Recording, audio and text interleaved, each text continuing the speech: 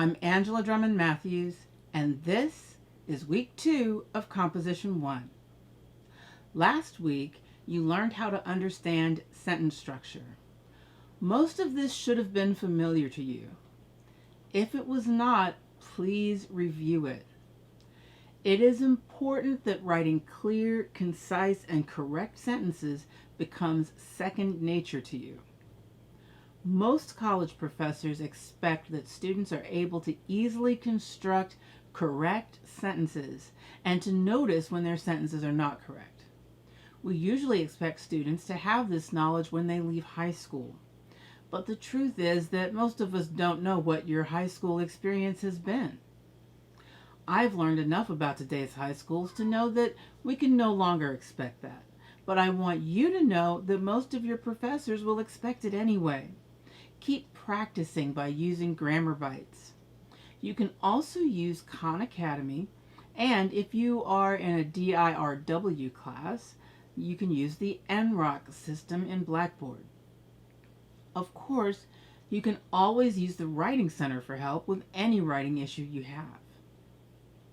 Now that you know how to write sentences correctly, we'll learn how to write sentences more effectively.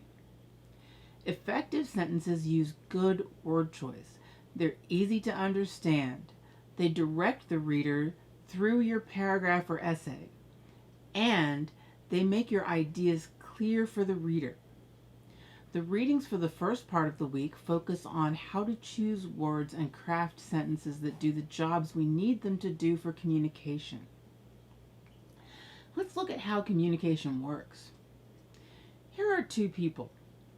Let's say this one is you and this one is me. Let's say you have an idea in your head. You can't just send it to me, can you? Instead, you have to package it. Have you ever gotten a package from the post office or UPS? If the package is good, then when the reader opens it, the contents are intact. If the package is bad, the contents can be damaged or even destroyed. What if the contents are ideas? How do we package our ideas? We package them in language. If the package is good, then the idea will be received intact. If not, the idea might be damaged or not get to the recipient at all. That's why it's important to make sure that we package our ideas in such a way that when the reader unpacks them, our ideas are intact. The next thing we'll learn this week is how to combine those sentences into paragraphs. A paragraph is not just several sentences in a row. A paragraph needs to express a specific idea. Because of that, the sentences need to be structured and ordered in a way that packages our ideas efficiently. Paragraphs need a sentence that explains the main idea of the paragraph. That's the topic sentence.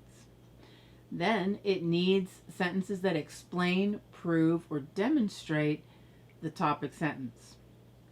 Those could be reasons, examples, explanations, or details.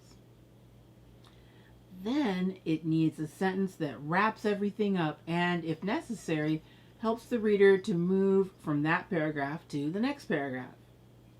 That would be a conclusion or a transition.